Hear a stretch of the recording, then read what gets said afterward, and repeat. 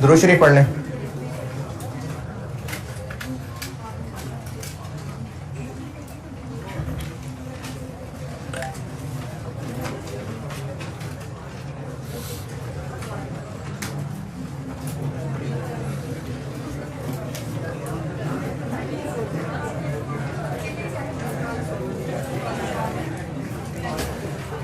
सवाल दिया था कल एक, और उस सवाल में एक गलती ये हुई।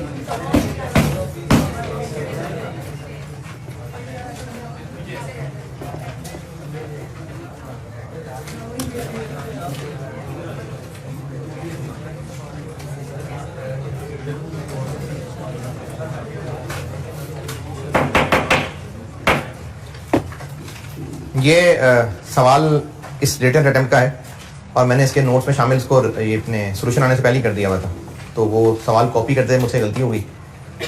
2021 थी ये रिवेलेशन, तो मैंने गलती से 20 लिख दी थी और मैंने पहले सोल्यूशन भी उसके मुताबिक ही कर दिया था। ये वजह जब आई का सोल्यूशन आया मैंने देखा कि ये क्या हुआ, तो वो सवाल नहीं मैंने गलत नोट किया हुआ था। तो वो पहली रिवेलेशन तो 19 की है सवाल, दूसरी रिवेलेशन 20 की बजाय 21 है। मैंने बहरहाल कल ग्रुप में कह ही दिया था। और ऑनलाइन वालों के लिए आइए 16 में ये जो क्वेश्चन नंबर 13 है मैंने अब अपडेटेड अपलोड तो किए हैं। अगर आप प्रिंट निकलवा चुके हैं उसका तो आप हाथ से चेंज कर लें। दूसरी रिवेलेशन 2020 नहीं 2021 है। हाँ जी, अगर सवाल किया है तो मैं डिस्कस कर रहा हूँ।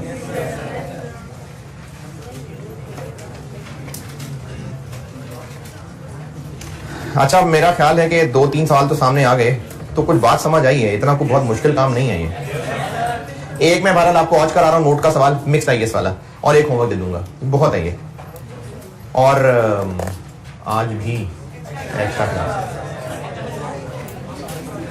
कितने बजे? वही 3:30 है जी। जी 1 में ही।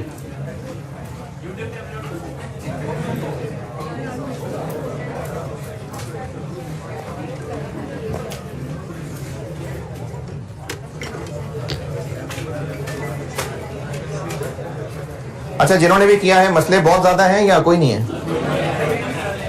कोई मसला नहीं है, कमाल हो गया। किसी को कुछ नहीं पूछना उसको।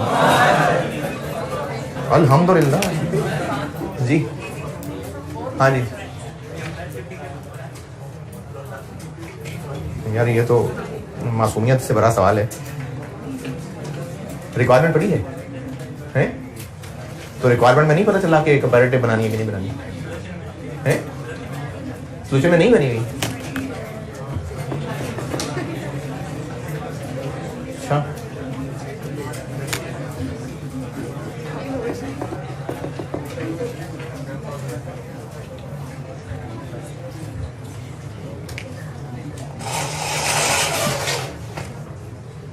नहीं मिली? नहीं मिली कंपैरेटिव?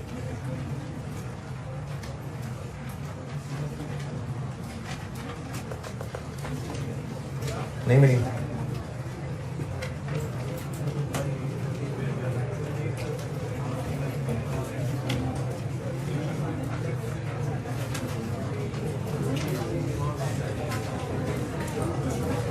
अच्छा, कॉपियर से आप नोट ले लीजिएगा, कल ही ले लीजिएगा। मैंने भी भेजा नहीं है उसको, अभी भेज भी दूंगा। वैसे चाहे जाते हुए ले लीजिएगा। Statement of changes in equity, वो इस नाम से नहीं है वो फाइल, वो मैंने फाइल रखी हुई है। ये प्रिपरेशन ऑफ फाइनेंशियल स्टेटमेंट, ये लिखा होगा चैप्टर 5। इसके नोट ले लीजिएगा कॉपी से। ये आज इंशाल्लाह खत्म करके ना तो कल ये कराऊंगा। और ये तकरीबन कोई 7-8 नंबर का सवाल होता है और आपको आसान तरीन सवालों में से ये लगना चाहिए पेपर में।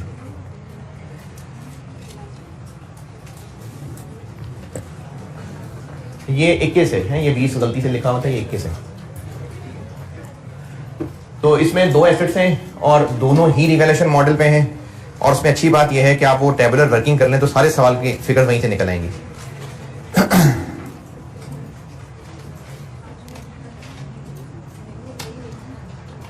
ये भाई कंपैरेटिव, ये 21 है, ये 20 है, तो है कंपैरेटिव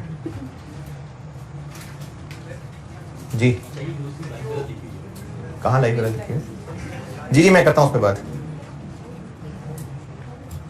ये कंपैरेटिव ही है, ये 20 ये 21, ये कंपैरेटिव ही है, ये 20 ये 21 कंपैरेटिव है। आगे पीछे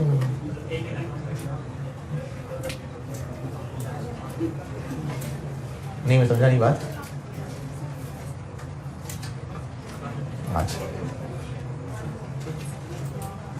बिल्डिंग 1 जुलाई 17 को खरीदी थी, ईयर एंड जनवरी से दिसंबर है, तो इसलिए 17 में 6 महीने, और उसके बाद 18 में डेप्रिशिएट होगा, 19 में रिवैल्यूएशन हो गई, ये 19 की रिवैल्यूएशन हुई, 19 की डेप्शन हुई, 20 में एस्टीमेट चेंज हो गया। जब रिवैल्यूएशन हुई थी तो उस वक्त तक 1.5 साल गुजर चुका था, तो 16 में से डेट गुजर गया था, इसलिए 14.5। लेकिन 20 में एस्टीमेट चेंज हो गया और 20 का एस्टीमेट उन्होंने डेट लिखी है बकायदा कि आपने कहां से गिनना है, 1 जनवरी। अगर लिखा होता, नहीं किधर गया ये, हाँ ये रिवाइज यूजफुल लाइफ, अगर लिखा होता रिवाइज यूजफुल लाइफ इन 2020 तो भी 1 जनवरी ही देते, तो उसने डेट बता दी और आसानी कर दी। तो इस रिवाइज यूजफुल लाइफ की वजह से 20 की डेप्शन अब 14.5 की बजाय 9 पे होगी, और फिर उसके बाद 9 से आगे 8। ये बिल्डिंग की वर्किंग है, इसमें कोई एतराज, और ये वेयर हाउस की वर्किंग आ गई, इसमें बस 1 साल लेट हो गया, वरना है इसमें भी 6 महीने पहले, फिर रिवैल्यूएशन, फिर 12 में से 6 महीने गुजरे थे, 11.5 बाकी रह गए थे, उसके बाद एस्टीमेट 14 हो गया, ये वो 14 और 13। और इन्हीं फिगर से स्केड्यूल के अंदर फिगर लिखी हैं। बस मैंने आपको कल ये कह दिया था कि आप ना ये 2 फिगर्स तोड़ के लिख लें, मैंने नेट लिखी है, आप तोड़ के लिखिए, आप एक्यूमुलेटेड को अलग एलिमिनेट करिए, जैसे 21 है ये चले, तो जो यहां लिख रहे हैं एक्यूमुलेटेड में एलिमिनेशन 20, ये अलग लिखें और रिवैल्यूएशन की फिगर अलग लिखें। रिवैल्यूएशन की फिगर है बिल्डिंग में 16, ये अलग लिखें, मैंने वो नेट करके लिखा हुआ है, लेकिन आप अलग अलग लिखें। आप 20 और 16 अलग अलग लिखें। इन 20 और 21 के स्केड्यूल की फिगर्स में कोई एतराज है? ये जो रिमेनिंग, ये जो यूजफुल लाइफ है ना, ये ग्रैंड टोटल भी चल सकती है, रिवैल्यूएशन के बाद जो रह गई वो भी चल सकती है, अब ईयर एंड के बाद जो रह गई वो भी चल सकती है। तो इस 7 की जगह पर आप ये भी लिख सकते हैं 9 और 14।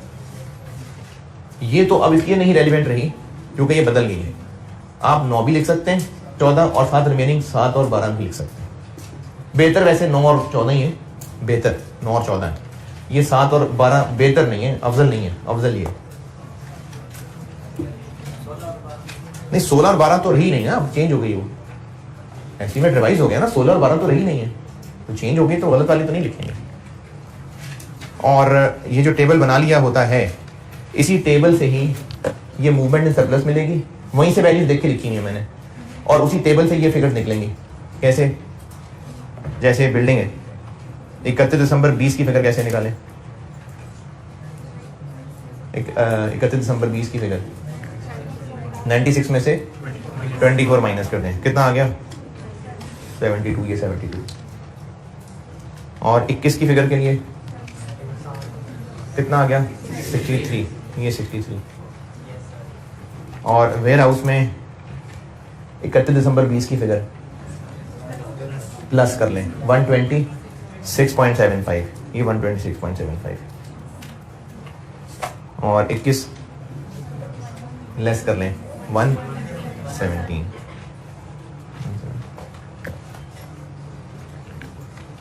इस सवाल का अगर कोई आईकैप का सॉल्यूशन देख लेगा, बच्चे देखते हैं, अच्छी बातें देखने चाहिए, तो उन्होंने ये गलत किया हुआ है, ये फिगर निकालने में ना वो एस्टीमेट चेंज करना भूल गए, तो वो गलत, ये फिगर गलत की हुई है इन्होंने।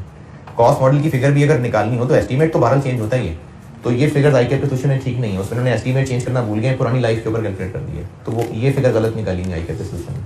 बाकी ठीक है।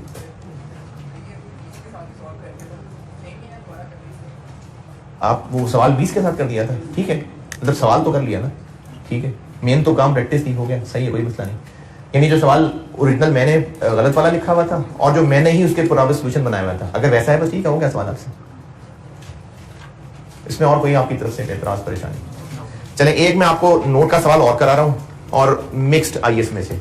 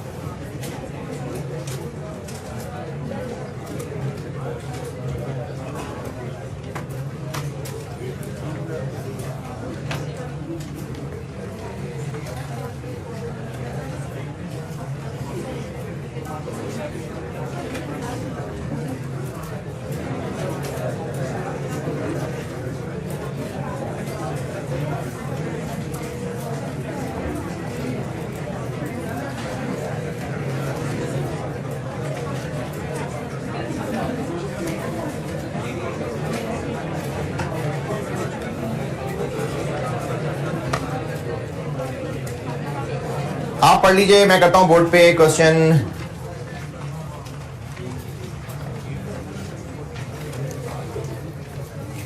4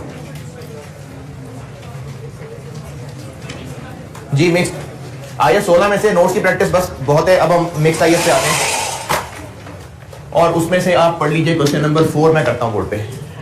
क्वेश्चन नंबर 4 ऑटम 20।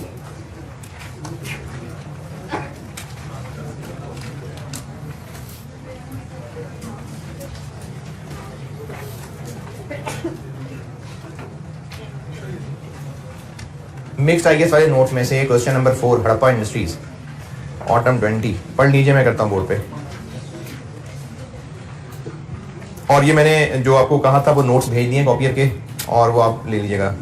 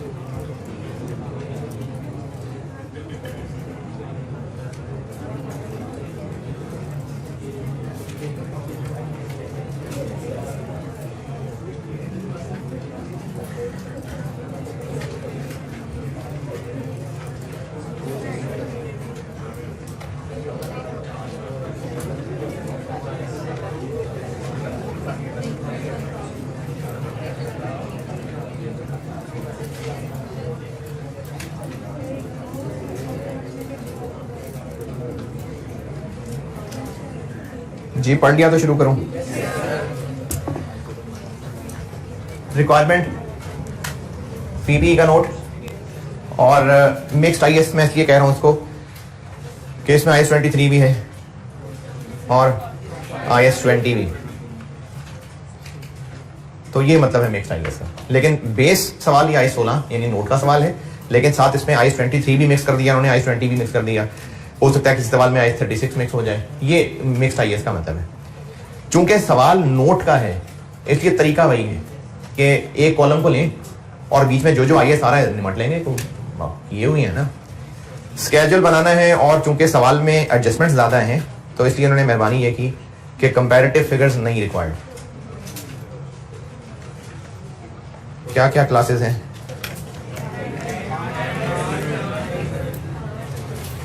ये मैं कर रहा हूं ऑटम 20 वाला सवाल।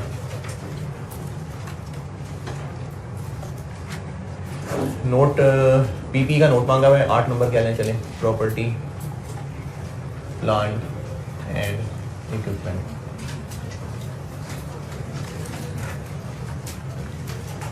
बताइएगा क्या? लैंड, बिल्डिंग, प्लांट और व्हीकल्स। और टोटल का कॉलम भी कह रहे हैं कि रहने दें, शुक्रिया। अमाउंट रुपीज 1000 मिलियन,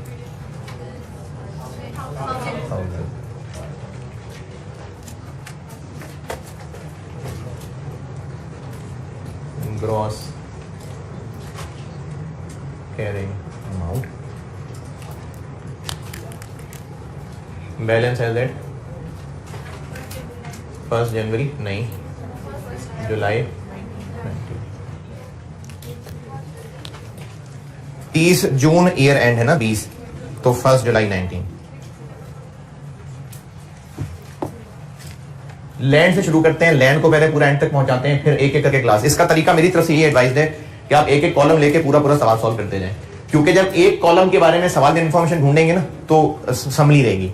वरना अगर आप कहें कि पहले डेप्रिसिएशन कैलकुलेट कर लो और सबकी कैलकुलेट कर लो तो फिर डाटा हैंडल करना मुश्किल हो जाएगा। लैंड को कर रहे हैं सॉल्व सिर्फ। पॉइंट 1 में लैंड के बारे में क्या पता है?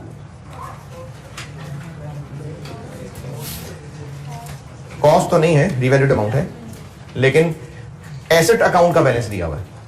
कैसे पता?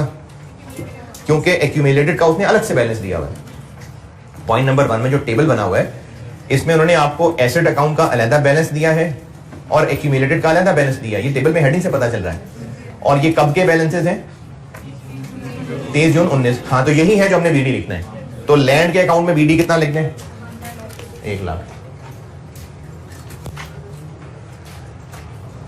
कहीं सवाल में IS 40 नजर आया तो बस ट्रांसफर की लाइन रहने दें। Addition, disposal, elimination of accumulated depreciation, revaluation और balance as at 30 June 20।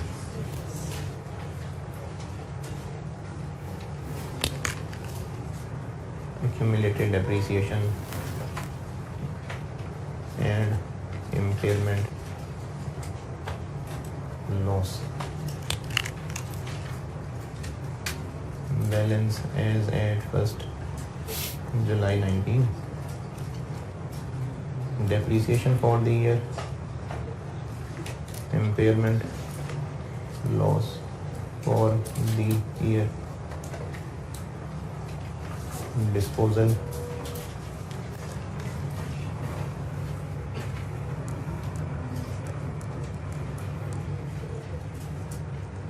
elimination और बैलेंस एज एट 30 जून 20।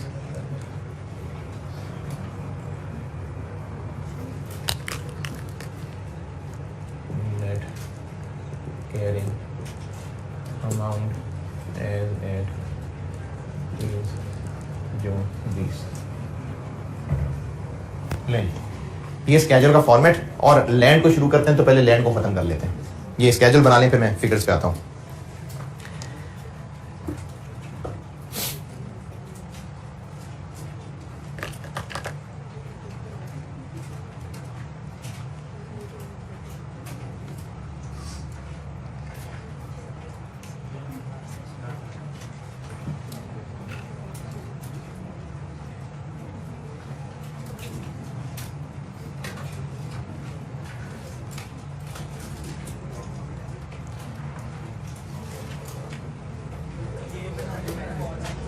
है जी।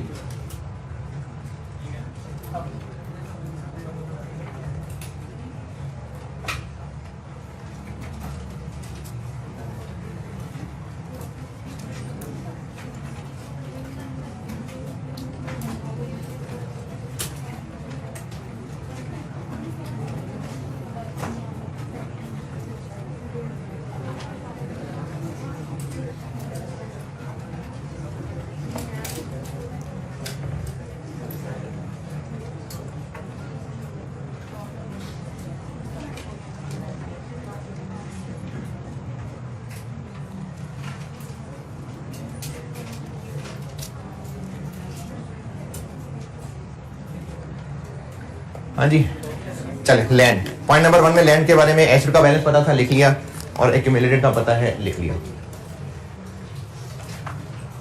चूंकि लैंड और बिल्डिंग दोनों रिवैल्यूएशन मॉडल पे हैं, तो हम पहले वर्किंग में चले जाते हैं, वहां से मिल जाएंगी फिगर्स। हाँ हाँ ठीक है, हाँ हाँ लगा हुआ है, ठीक है।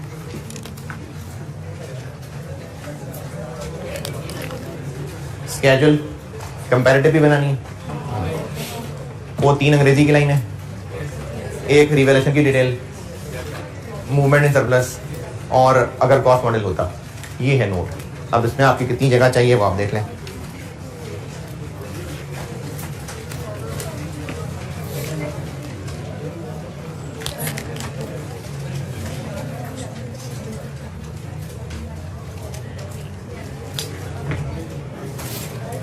अच्छा अब ना इसमें ये जो मैं रिवैल्यूएशन वाले की वर्किंग चलाने लगा हूं, ये हम इसकी पैदाइश से नहीं चला सकते, वरना पहले तो जो सवाल कर रहे थे पहले दिन से हम चला लेते थे, पता ही नहीं कब खरीदी थी, तो बस जहां से पता है वहां से चला लेते हैं।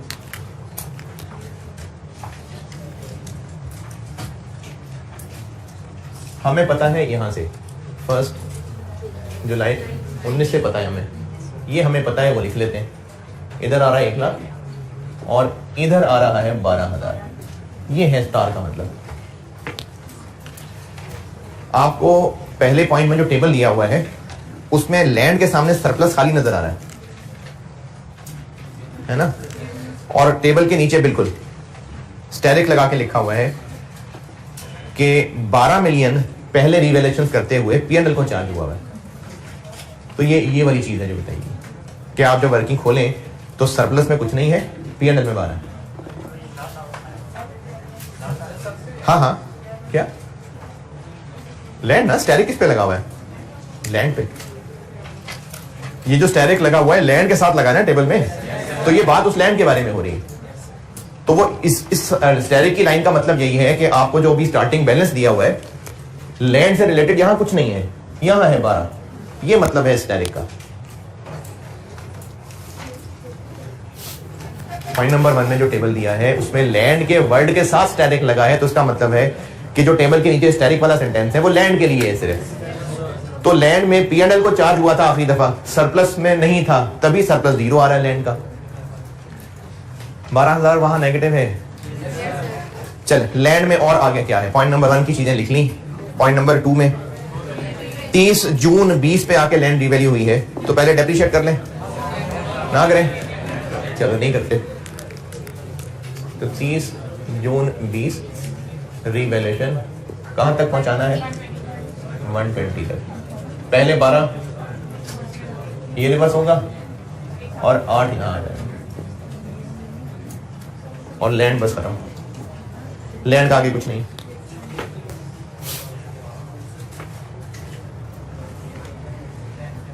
लैंड पॉइंट 2 खत्म हो गया, बस लैंड क्या हो गया?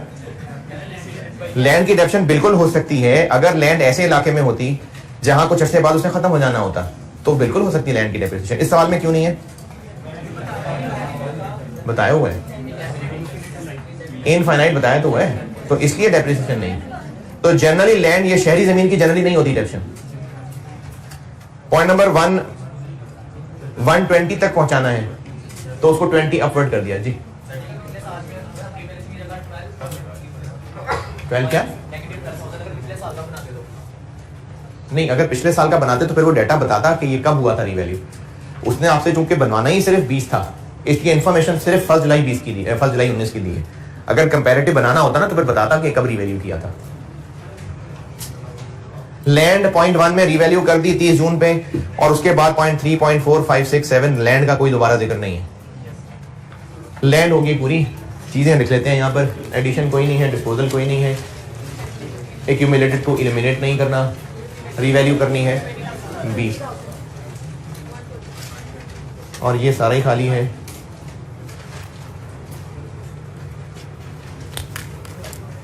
तो 120 ये हो गया लैंड वाला कॉलम।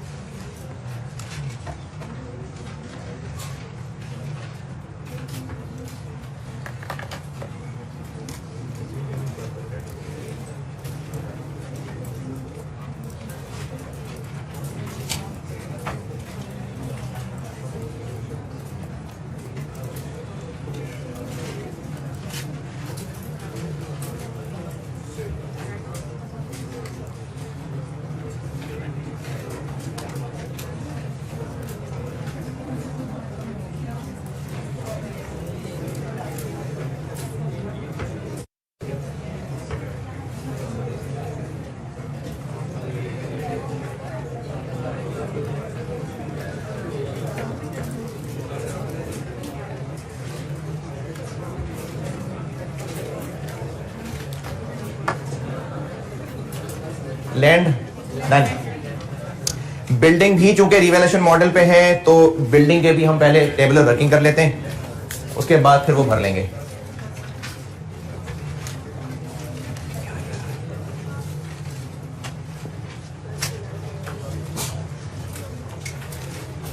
अच्छा, बिल्डिंग में भी ऐसे ही है कि हम 1 जुलाई 19 से आगे चल लेते हैं।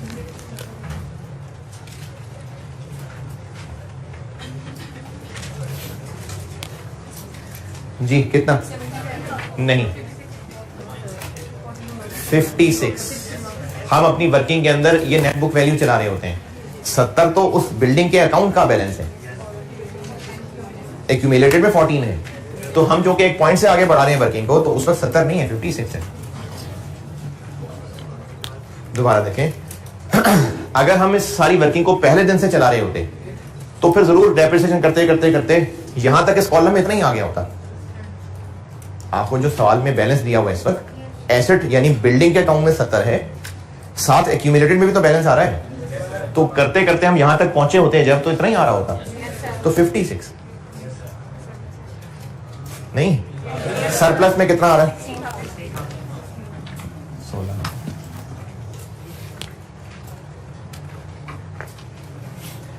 देखिए मैंने जो आपको इसका टेबुलर फॉर्मेट बताया भाई, हम एसेट का बुक वैल्यू लिख रहे होते हैं ना, तो बुक वैल्यू तो 70 नहीं है, बुक वैल्यू तो 56 बनी हुई है।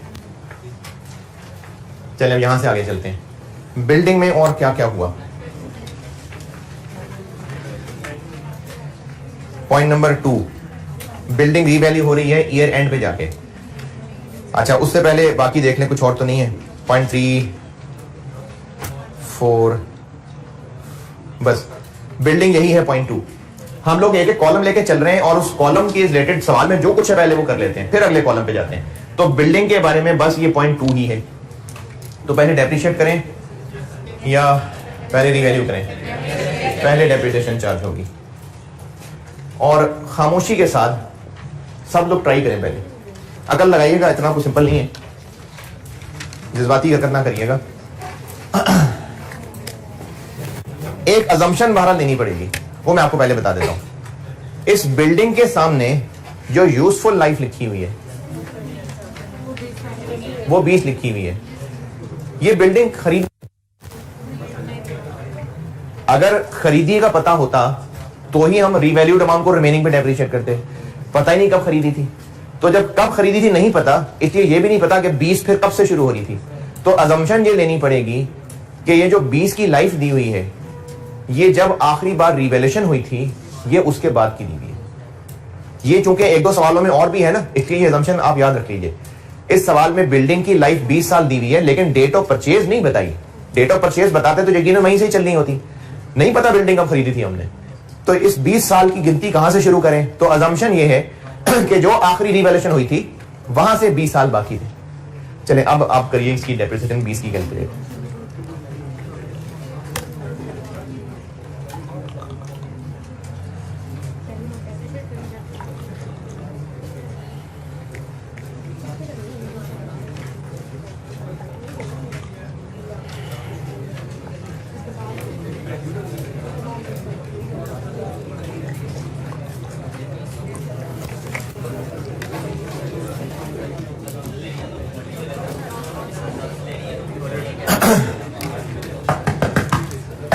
अगर अजम्पशन लेनी है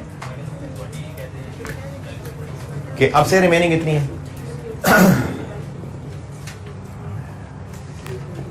ये ना एक और सवाल में भी था, तो उससे फिर हमें ये पता चलता है कि एक पैटर्न है कि जब लाइफ बताई जा रही है तो वो आखिरी रिवेलेशन के बाद बताई जा रही है। और मैं भी इसका वो बनाऊंगा ना नोट, ये वाला इधर, तो इसमें भी या तो हम टोटल लिखते हैं या रिवेलेशन के बाद अगर कुछ चेंज आई है तो रिवेलेशन के बाद वाली लिख रहे होते हैं, तो इसलिए रिवेलेशन के बाद वाली। आप इसको क्वेश्चंस के स्टाइल का एक बस एक नॉर्म समझ लें जी।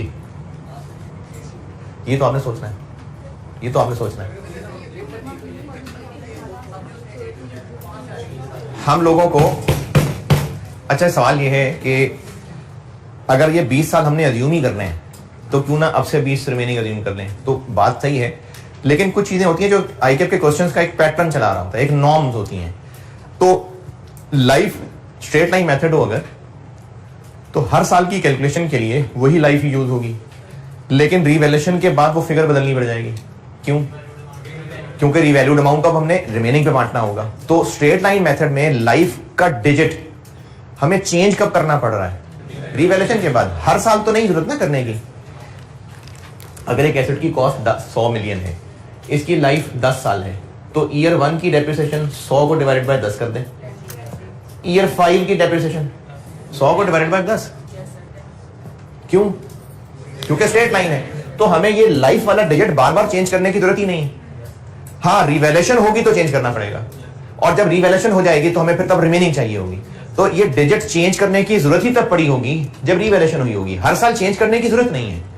तो इसलिए ये कमजोर अजम्पशन है कि ये अब से रिमेनिंग है। ज्यादा बेहतर अजम्पशन ये है कि ये डिजिट कब चेंज करना पड़ा होगा? जब आखिरी रिवैल्यूएशन की गई होगी। इसलिए ये आखिरी रिवैल्यूएशन के ऊपर रिमेनिंग कैलकुलेट की गई लाइफ। हर साल स्ट्रेट लाइन मेथड में हर साल लाइफ का डिजिट नहीं चेंज करना होता, जरूरत ही नहीं होती। तो जब हर साल चेंज ही नहीं करना होता तो फिर ये अभी की रिमेनिंग क्यों दी हुई है? इसलिए ये आखिरी रिवैल्यूएशन के टाइम की दी हुई है। ये नहीं, वो आपने ढूंढनी है, वो ढूंढनी है आपने, इसीलिए तो आपको कहा है इसको कोशिश करिए। टेबल पे गौर करें, मिलेगी आपको। इस टेबल में ही ढूंढने मिलेगा। कब? हाँ फिर ठीक है, ठीक है जी। आपको 1 जुलाई 19 को ही होगी। 1 जुलाई 19 पे तो दी हुई है फिगर, उसी वक्त ही हुई होगी। क्या नहीं?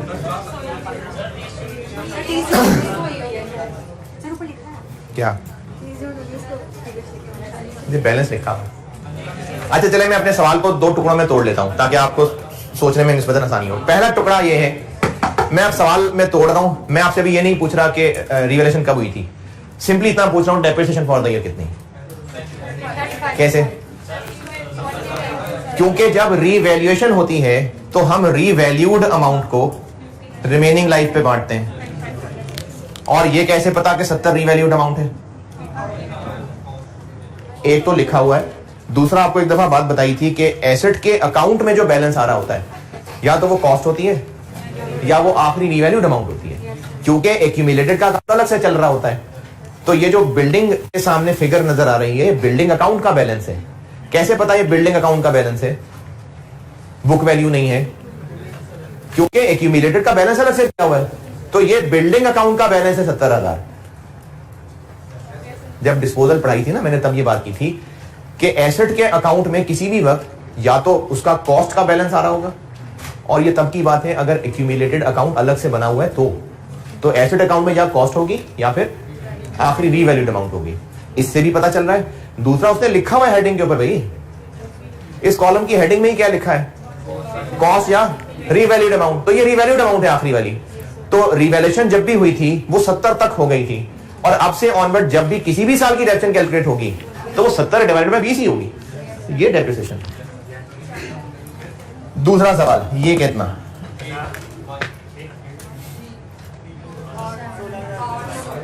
हाँ जी 16,000 डिवाइड बाय 20 नहीं होगा, कैसे 16? ठीक है, शाबाश।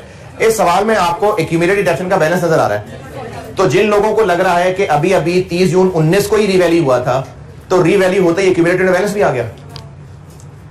एक्यूमुलेटेड डेप्रिसिएशन अकाउंट में बैलेंस आ रहा है 30 जून 19 को, कितना आ रहा है 14,000।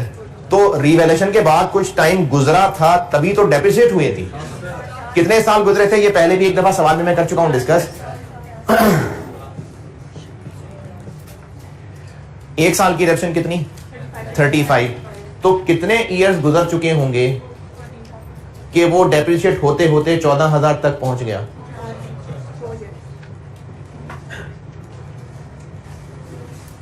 इसका मतलब रीवैल्यूएशन हुए 4 साल गुजर चुके थे, तभी 3500 करके 14,000 तक एक्यूमुलेटेड पहुंच चुकी थी।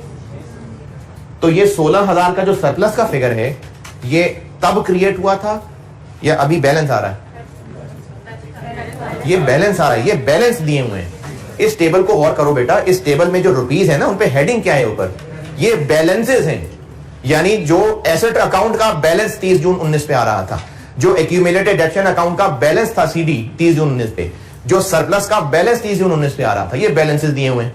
लेकिन हमें इन बैलेंसेस से इतना पता चल रहा है कि एक्यूमुलेटेड डेप्रिसिएशन में अगर 14,000 है तो रिवैल्यूएशन कुछ पहले हुई थी तभी डेप्रिशिएट होते होते इसमें जमा हुआ है।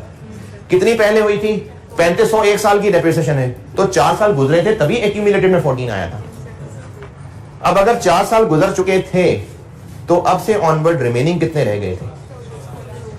16। तो इसलिए ये फिगर 16 डिवाइडेड बाय 16 होगी, कितनी? 1। ये इस सवाल का सबसे खूबसूरत पॉइंट था। बाकी भी अच्छे हैं लेकिन ये बड़ा मजे का पॉइंट है सवाल। इस पे गौर कर लीजिए, और अगर नहीं समझ आई तो मैं दोबारा बता देता हूँ जी।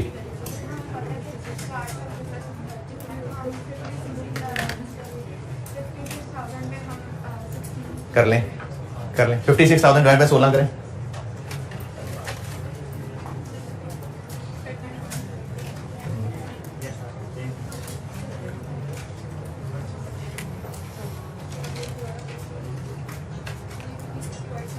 वो अब ये कह रही थी कि हम एसेट को डेप्रिशिएट ऐसे भी तो कर सकते हैं ना कि बुक वैल्यू को रिमेनिंग लाइफ पे बांट लें। तो अगर 56,000 को 16 पे डिवाइड कर लें तो भी ये आए। ऐसी बस बात ही ऐसी, रीवैल्यूड अमाउंट डिवाइडेड बाय 20। ये 70,000 डिवाइड बाय 20 नहीं समझ आया? रीवैल्यूएशन के बाद डेप्रिसिएशन कैसे चार्ज करते हैं? रिमेनिंग पे बांटा है। हाँ,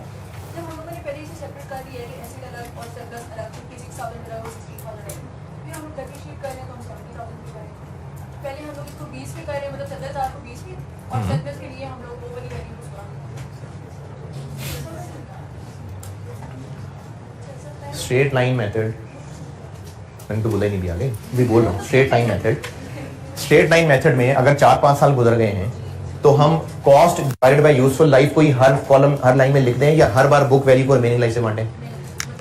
कॉस्ट को लाइफ से बांट लें। इसी तरह से जब कभी रिवैल्यू हो गया, अब जब तक अगली रिवैल्यूएशन नहीं आती तो revalued divided by remaining life he depreciation her line में लिख लें, या हर लाइन में book value divided by remaining life, book value divided by remaining life. ये चल जाएगा ना? तो यही चलाया मैंने,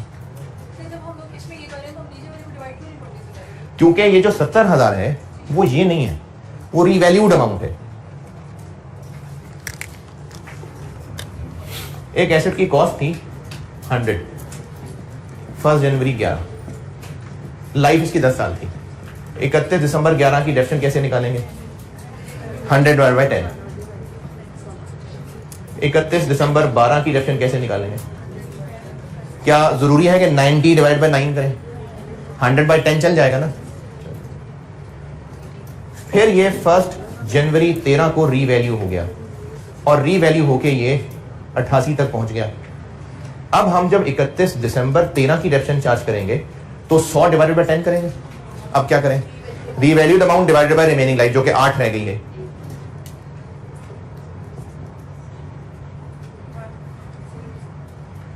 अब हम 31 दिसंबर 14 पे जाके डेप्रिसिएशन कैसे कैलकुलेट करें? 77 डिवाइडेड बाय 7 करें या 88/8 भी चल जाएगा? 88/8 चल जाएगा ना। लेकिन इसके लिए 7/7 ही करना पड़ेगा क्योंकि ये बाकी बचा हुआ बैलेंस है। तो ये हम लोग बाकी बचे, हमें नहीं पता ओरिजिनल सरप्लस कितना था, हमें बाकी बचे सरप्लस को ही बांटना पड़ेगा। तो जब बाकी बचे को बांटेंगे तो वो पक्की रिमेनिंग पे ही बांटना पड़ेगा। लेकिन यहां पर चाहे 56 को 16 से डिवाइड कर दें, चाहे 70 को 20 से कर दें, क्योंकि हमें पता है कि 70,000 थी रीवैल्यूड अमाउंट।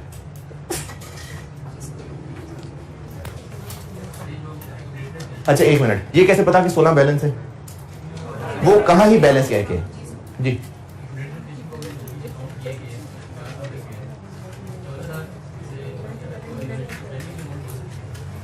नहीं सुना मैंने, टाइम देख रहा था, बोलिए।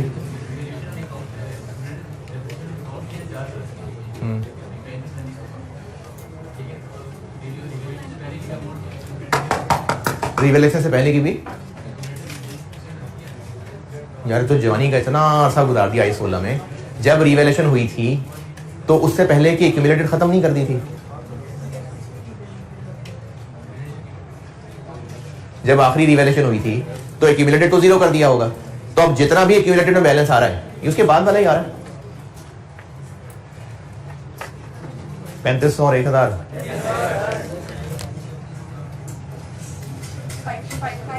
52,500 15,000। अब 30 जून पे होगी रीवैल्यूएशन और रीवैल्यू करके कहां तक पहुंचना है? 35 तक। 17,500 करना है डाउन, सरप्लस में 15 की जगह है और बाकी 2500 यहां चला गया।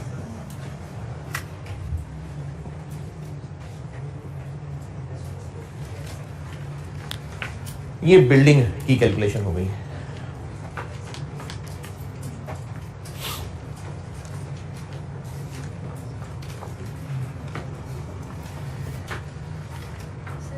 जी हाँ जी, रिड्यूसिंग में तो हमें हर बार बुक वैल्यू पे ही रेट लगाना पड़ रहा होता है।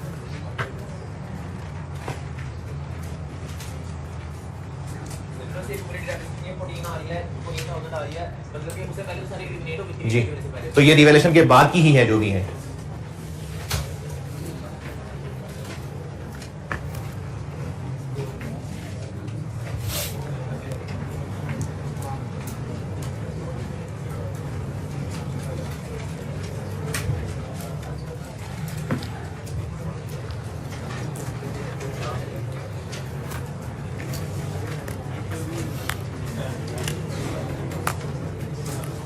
बिल्डिंग, अब वहां से वैल्यूज भर लेते हैं। बिल्डिंग अकाउंट का बीडी 70,000, एक्यूमुलेटेड का बीडी 14,000, एडिशन कोई नहीं है, डिस्पोजल कोई नहीं है, एलिमिनेशन ऑफ एक्यूमुलेटेड डिडक्शन। हाँ जी बिल्कुल, 14 पहले आ रहा है, 3500 और कर दिया हमने, ये 3500 और आ गया ना, तो 17,500। देखें एक्यूमुलेटेड में 14 पहले है, 3.5 अभी और किया है, तो टोटल एलिमिनेट कितने हो गई? 17,500। वो 17,500 इधर आ गई। या चलो ये रास्ते में पड़ गया, पहले ये लिख लेता हूँ, 3500। तो 17,500 एलिमिनेट, ये नहीं है, ये नहीं है, 17,500 एलिमिनेट 0। और रिवैल्यूएशन में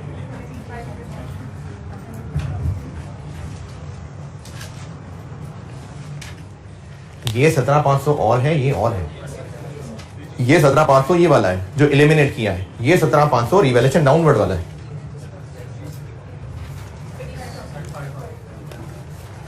$35,000 और एक्यूमुलेटेड 0 और ये भी 35,000। ये बिल्डिंग हो गई और उसी टेबुलर वर्किंग से हमें वो भी मिल जाएगा कि अगर कॉस्ट मॉडल होता तो क्या होता, और मूवमेंट इन सरप्लस भी मिल जाएगी।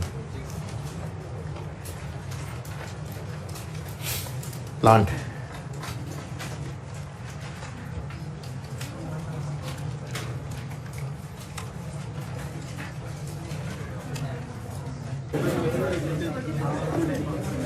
अच्छा, ये जो भी मैंने यूजफुल लाइफ वाली बात की थी कि ये रिवैल्यूएशन के बाद की रिमेनिंग लाइफ है, ये ना इसी से पिछले साल एक सवाल आया था। आप देखिए क्वेश्चन नंबर 8, क्वेश्चन 8, अभी हम 4 कर रहे हैं ना, क्वेश्चन 8 देखें, इससे साल पुराना है 6, सॉरी 6। क्वेश्चन नंबर 6, इसमें पॉइंट नंबर 5 देखें,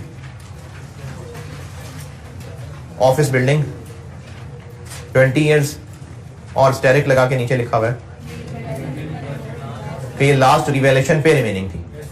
तो ये इससे 1 साल पहले ये बात उसने क्लियर कर दी थी, और यकीनन जब ऑटम 20 में बच्चे पेपर देने गए होंगे तो ये सवाल प्रैक्टिस करके गए होंगे, तो इससे भी एक हिंट मिल गया। लेकिन मैंने आपको इस हिंट पे नहीं रखा, मैंने आपको बताया कि हम लाइफ का डिजिट चेंज ही कब करते होंगे, जब रिवैल्यूएशन होती होगी। हर दफा चेंज करने की जरूरत ही नहीं लाइफ का डिजिट, तो इसलिए वो रिमेनिंग लाइफ रिवैल्यूएशन के टाइम की है। Land building done. चलिए प्लांट देख ले जितना भी होता है, बाकी फिर अगली एक्स्ट्रा क्लास में करता हूं।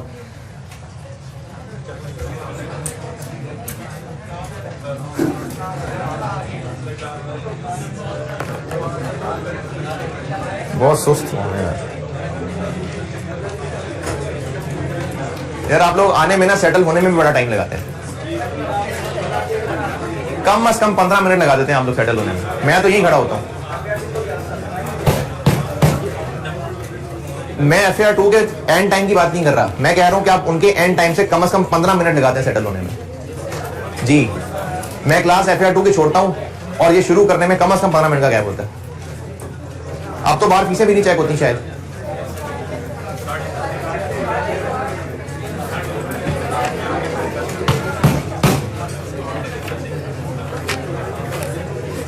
अब तो कोई आखिरी बात भी नहीं याद यार, आप लोगों की क्लास में होती नहीं है बात। इतनी रहमतें बरकतें आपकी क्लास में कि बात नहीं हो पाती। बीमार की तीमारदारी कही थी मैंने शायद।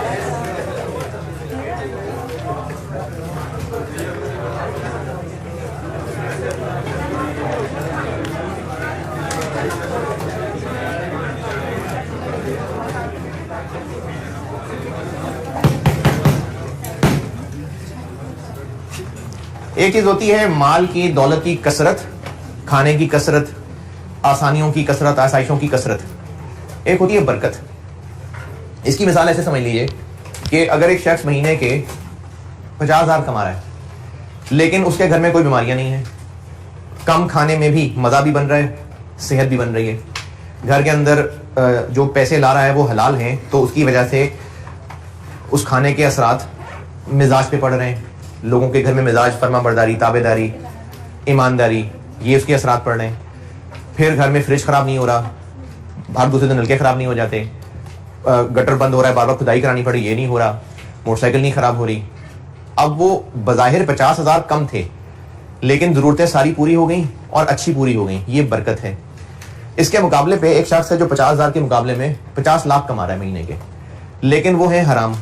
अब उससे क्या हुआ कि कसरत तो हो गई, 50,000 वर्सेस 50 लाख, लेकिन हर महीने में कोई ना कोई गाड़ी चोरी हो गई, कभी घर में डकैती पड़ गई, जेवरात चोरी हो गए। हराम माल की वजह से बीवी बच्चे नाफरमान, घर के अंदर खराबी का माहौल, बीमारियां आ रही हैं और घर में हर दफा कोई ना कोई मसला हो जाता है।